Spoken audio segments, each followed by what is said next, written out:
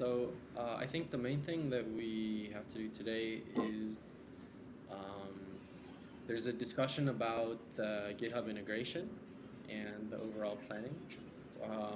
We don't have everything for that. We don't have Victor, but I have some comments from him. Um, and what else do we need to talk about? Yeah, basically, front backend API workflow that Omar worked on. We need to talk about it and finalize everything and be on the same page about that.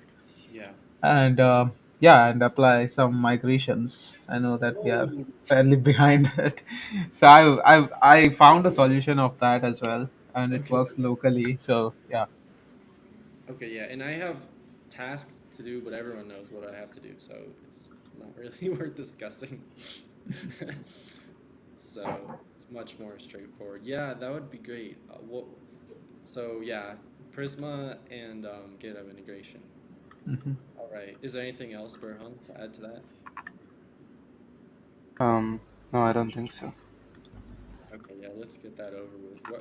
Um, maybe we should start with the GitHub stuff in case Omar has to. Yeah, yeah. Okay, so last on Monday, we asked to finalize the schema, and I think we are in agreement, I believe. Maybe I can find it, but the idea was just to add a column to the project sandboxes table, um, and we don't need to add any new tables.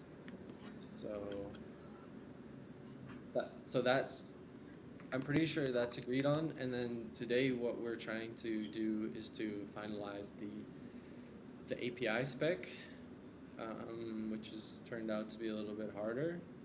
But okay, great. So we're agreed on that, the API spec.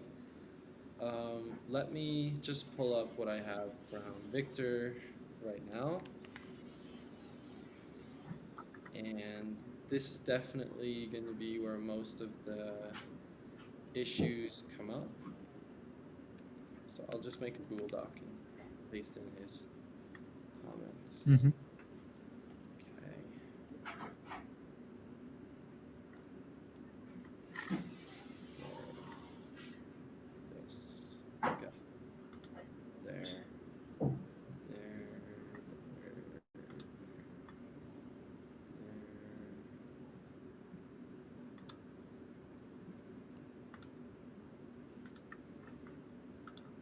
Okay. Um,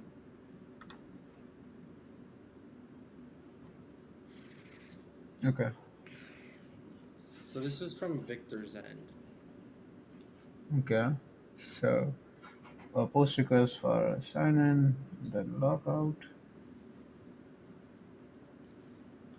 Repos create repos. Get okay. And then file operation. So log out, repos slash repos slash create. Mm-hmm. Um, yes. Okay. Yeah. Yeah.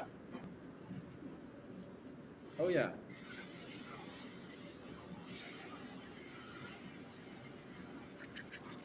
And then file operations. Get the changes. Okay. This Post makes repo. sense. The one thing is though. Okay.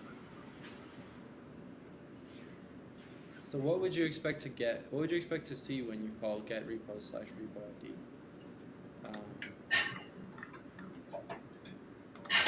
Um, Basically, repo ID, and then do we get the commits as well? I mean, if we want to. I think he's got that. Yeah, Yes, that's the file operations. yes. So he's added this. I think this is interesting, although this can be for another time. Like this is not important for the first version. Oh, this one is the Yeah, commits. the second one is yeah. But I think changes is less important. I think we can survive without that. Mm-hmm, mm-hmm. Um, but I'm excited to put that in. Okay. Basically, from the repo ID, repos and then repo ID, we would get first of all the repository ID, and based on that, the name, and the commits that we already have um, on the repo. And then, yeah, I think that's basically everything that we need for our system to work. I think so. Okay, let's start with the create because the create is quite important. Hmm. Uh, Now, even before you create, actually, so we have repos, but we also have projects, which are now called sandboxes, but it's really projects. So we also need to have project operations. But we already have those, Hmm. but we can check the, like, we want to check the repository for a project.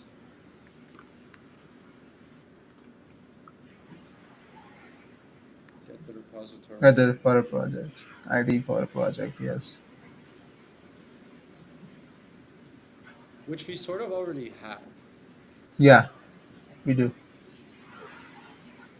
Okay. This is for the the repository ID that we are talking about is the project. It's not the project ID, right? It will be the It'll be different. repository. Yeah. Yeah, it will be the GitHub repo ID, Yeah. which is linked with the project. So, in theory, you could call this one first. If you have a project open, you could call this one first, and then you could call Yeah, one. then this one. But actually, the number one use of this, the only thing that's critical is really to tell if the repo exists. Yeah. It has been deleted. Yeah. If it's, yeah, I mean, it's basically, I think it's simple because we can just compare. um, I mean, we will have the repository ID already stored in our database. If Yeah. it was, I mean, it's already there, so we just have to get this request going, and then we'll see if it is already deleted, and then we can move ahead with changing the commit button to create repo pattern again. Hey, Samaya. We have Easy, someone man. watching from Bangladesh. Nice to see you. Okay. Yeah, I agree. So I kind of see now why this is a bit confusing, but it does make sense. Hmm. And then if this doesn't, like, if you need to create it, if either this returns false or this returns false, then we need to create one. So Yeah, we and no, the if the get request return false, then we need to also delete the old repository ID and update it with the new one that will create. yeah. Oh, the old repository. Because if, let's see, if the user has deleted the Yeah. repository, Oh then yeah. yeah, we'll have the old one. And Oma says repo ID column if it is null, so this means repo is deleted or this project not as a repo at all. Yeah, that's basically right. Yeah, so question is, do we want to check this on the back end, on our back end, or do we just want to give the user a button to create a new repo and let them overwrite it? Um, I feel like, oh man, that's kind of complicated actually. Yeah, that's what me and Oma were discussing the other day, and it's kind of confusing and complicated as well. Well, let's see if we let user override the old repository ID um, that we already have stored. Would that would that make any difference? Well, it's a bit safer to do it on the back end, Yeah, but it doesn't make a huge difference. But I feel that it's a bit better to overwrite it at the same time when you're sure that it doesn't exist. You know what I mean? yeah, yeah, Um, so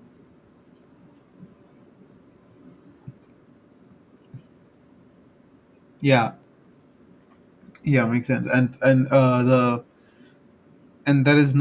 there's not really another case, because if we don't have the repository ID already, then there's no GitHub repo at all in the first place.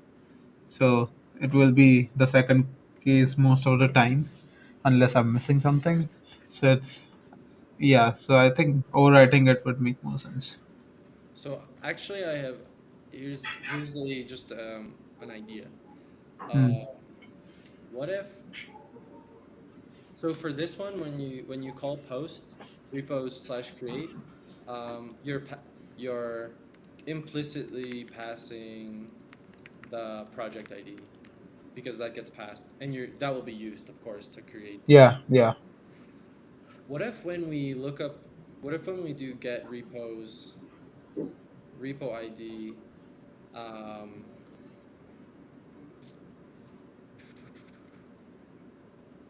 instead of O- passing the repo ID we pass the project ID. um, Omar says you mean pass from front end to back end. yeah, these are all front end to back end API calls. What if instead we pass the project ID? Um,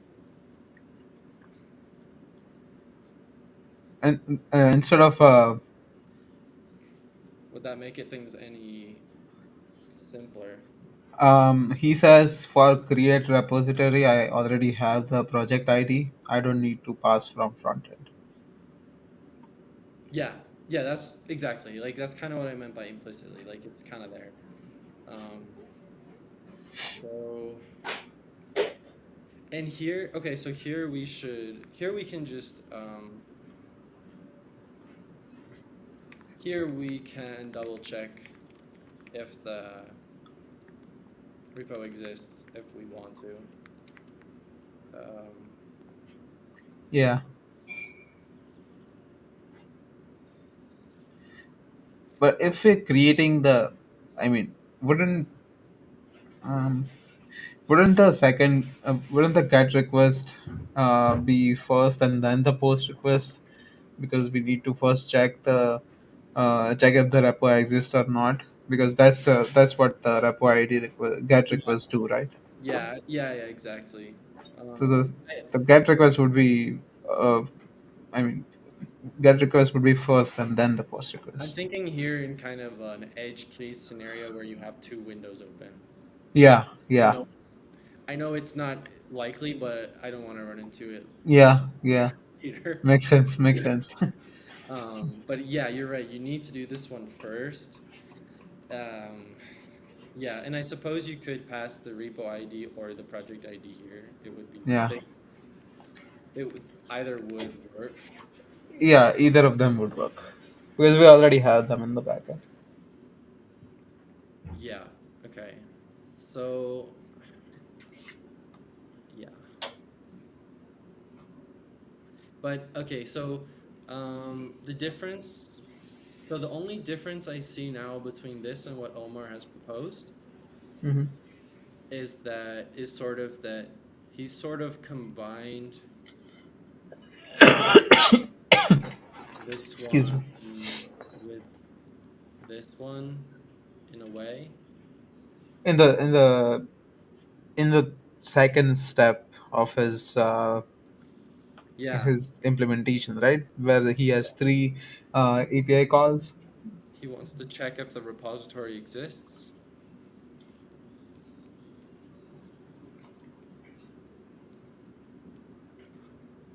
Wait, let me pull that up. Yeah. What he sent me.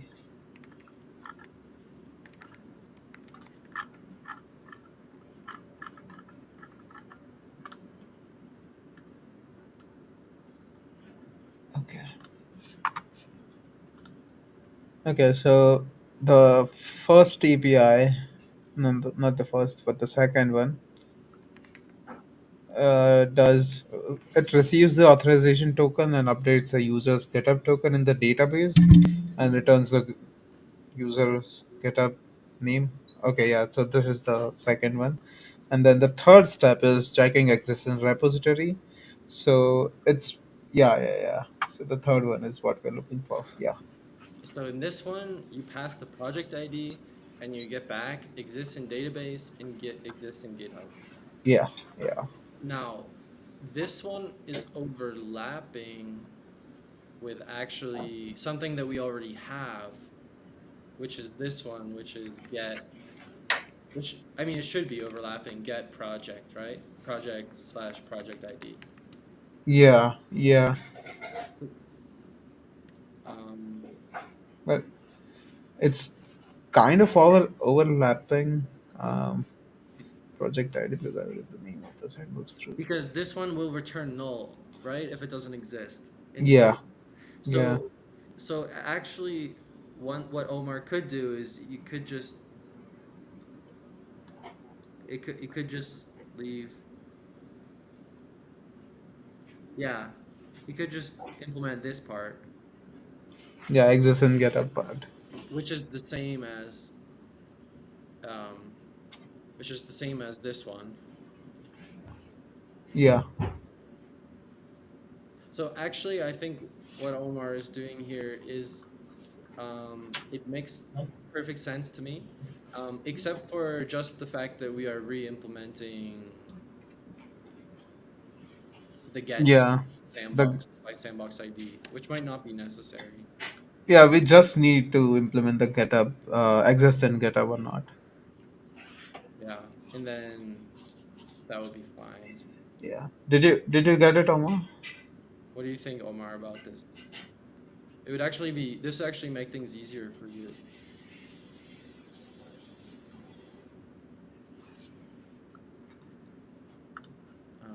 Let's see.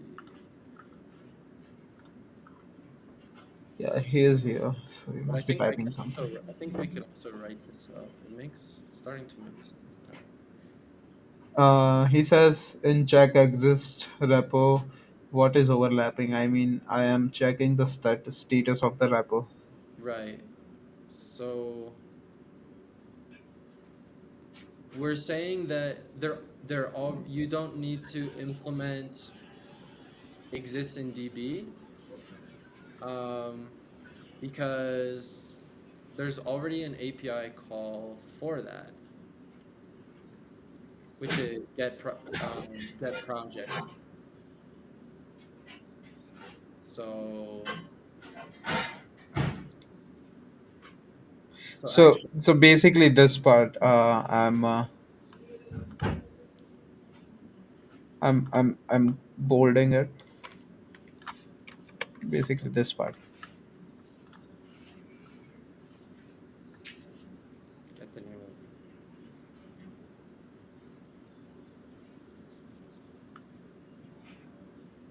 And then this one.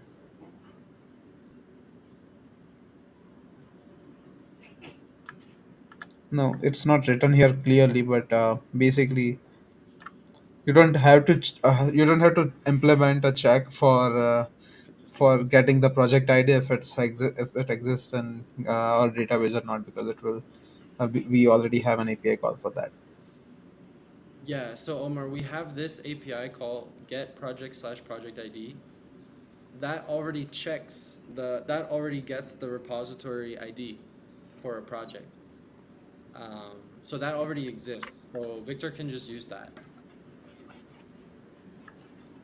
And then he needs this one to tell if the repo exists.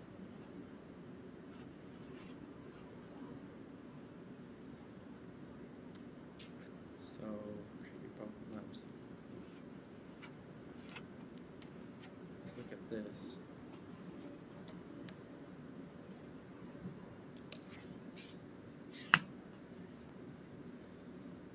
Right.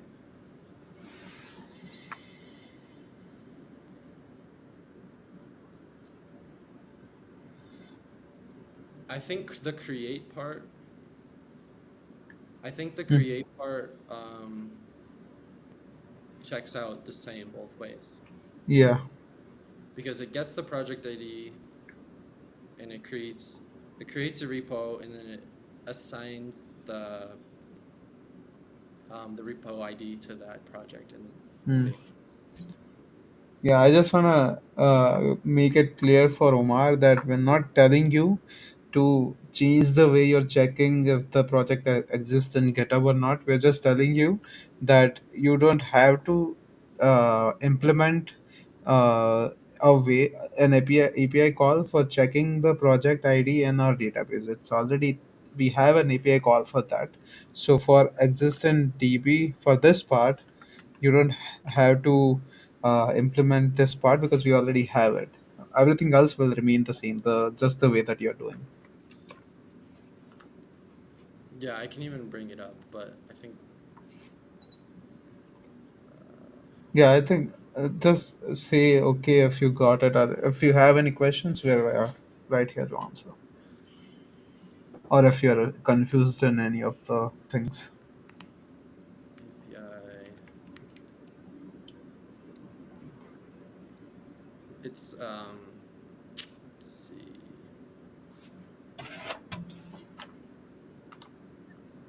It's this one.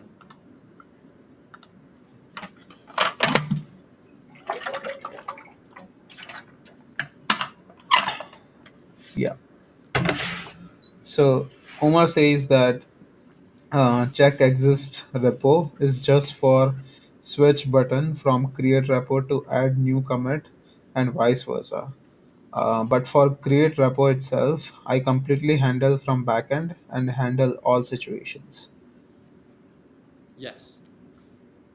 Okay, so he just say that exist repo is just for switching the button from create to add new commit. Yes, and all you need to do is check if it exists in GitHub because we already we actually already know. Victor's code will already know if it exists on the front. He'll already have that information actually. Yeah. Okay. Yeah. I think he got it. Okay. Okay. Okay. Finally, have we What? have the things. Do this. Do this. It only works for me, guys. No. No. No. You do this. Do what? Do this. I mean, it will not work for me. I'm just saying you to do this. Oh, okay, It you will. do the magic ones. Yeah, something like this. I think it will. I don't know. It just make you glow. It happened to me yesterday.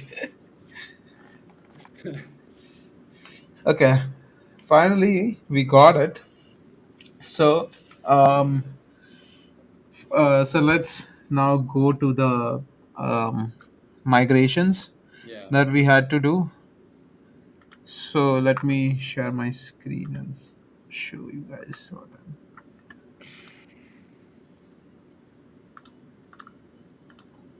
Okay.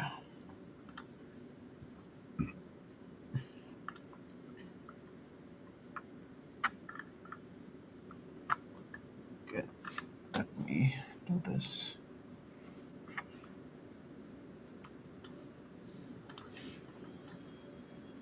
Okay. So basically, um, we the change that we have is we're converting. We have this links uh, Yeah. column in our database, which is basically which should be a JSON, which should be in JSON format. So the links that we have Yeah. should be in JSON format to for it to show on the front end. So what we had was kind of this. But it is not working with with our current situation because it says the error basically is that we're changing so we have our current column in string format, but if in order to change it to JSON we cannot directly do that. I don't know why it it is saying that it should work. But yeah, so we should just change it to this, and then Well, so for this, that double dot, that double colon means what? yeah, so it converts it to JSON, Oh, JSON format. oh, the default value Yeah, has to be has to be also in JSON. JSON, an empty array. Exactly, exactly. So we didn't have that before. So that's why it Yeah. was not working directly. So for this, Oh. we So when have, you migrate, maybe it's trying to create the new column. Okay, something. yeah, yeah. So basically, now what we're doing is, so even with this change, if you run npm run generate, it will generate a different file. It's not this. This is a custom file that I've written. So it basically drops the default value and then puts JSON for the links, JSON for the default, and then and also it sets it to not null. So basically this, but we are doing this manually because it was not, for some reason the drizzle ORM was not generating it properly. So I generated it like this, made it like this. So if we run this through the migrations, it was still not working. So I created a script for it. Wait, why did Um, it work? I don't, there was some kind of error that I was getting. It was still not working. So then I found a solution, which is basically using the package Yeah. to run the migration. So we have a method for the migration right here, which basically looks for the result folder and then apply the migrations. So Hmm. migration to the database using the database URL that we have. So, and also had to change the things in the package to run this script, and So, everything else so remains the what do we same. need Drizzle for now? Sorry. What do we need Drizzle for now? Uh, so everything else other than this, it Yeah. should work. No, we need drizzle because these files will be generated Right. automatically, but for this particular change, it was not generating properly for some reason. So do you think there's a, but you're saying even this, what, why do you think you need that file to loop through the migrations? So there was some error. I'll just show you without the file. Uh-huh, And please. Omar is asking if there's something else or if we can go. That's all. Yeah, I think you can leave, Omar. Thank you, Omar. Sleep Thank well. you. Sweet dreams. Okay, so let me just put it back and then run this.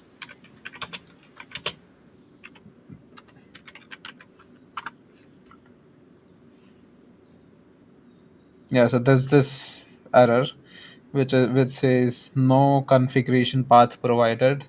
Oh, but it's not really an error. It's not error, but the migration was not working. So I was not Yeah. sure what was causing this error. But then I saw in this file, which the config file that we have, but this seems correct to me. I mean everything is okay here. Still, it was not working for some reason. Okay, interesting. Everything looks fine to me But here. is it, it couldn't be because your database was already migrated? No, actually, it was not. Because I ran it again Well, today. yeah, I mean, we'll see if this works. We'll see what happens on production. Yeah, yeah. Yeah, okay.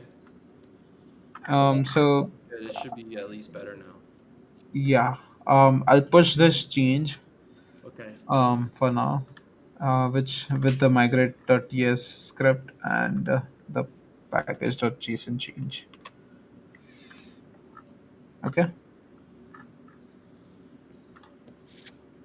Great. Um, on my end, past few days kind of busy, but I'm going to fix the templates, fix Docker deployment, and yeah, working on adding. Whoever gets to it first, either Burhan or I will add in clerk on the back end. Okay. The first two are really important. The clerk thing is critical, is security critical, but really needed mainly when we add GitHub integration because that's Okay. what security really does. So that's what is up.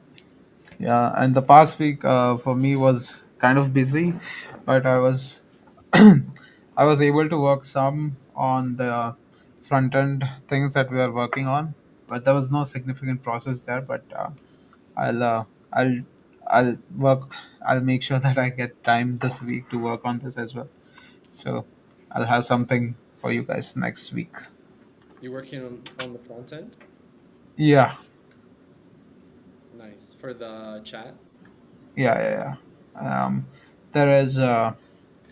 I updated the prompt for the apply button, and it's working better now as compared to before. But there are still some minor bugs that I have to fix and some efficiency issues. I'll work on that. Yeah, I think I've seen that in Cursor too, like a lot of small bugs in their apply button. Yeah. Definitely not possible to get it perfect. Um,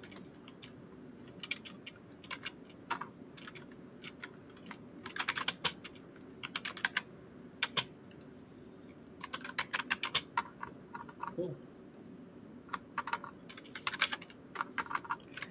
Cool. Okay. I think we got it all covered for today. I think we nailed it. Great. Thanks, guys.